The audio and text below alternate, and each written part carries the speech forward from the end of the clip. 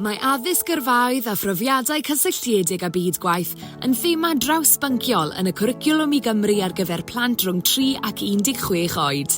Mae pecyn cymorth gyrfaoedd a phrofiadau byd gwaith yn adnodd i gefnogi pob athro, uwchdimau arwain a rai sy'n cefnogi pobl ifanc, i wireddu ac ymgorffori gyrfaoedd a phrofiadau byd gwaith yn eu hysgolion a'i lleoliadau.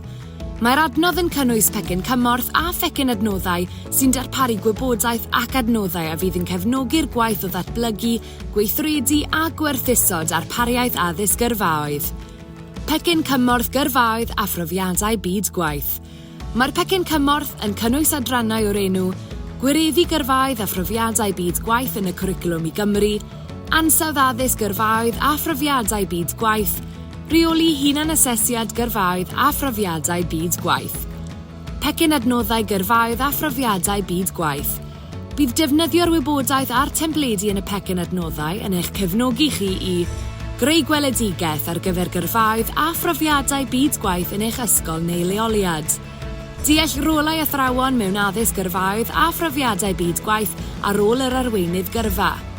Adeiladu rwydwaith gyda chyflogwyr a randdeiliaid, creu diwylliant o hunanwella ac asesu, cyrchu adnoddau defnyddiol.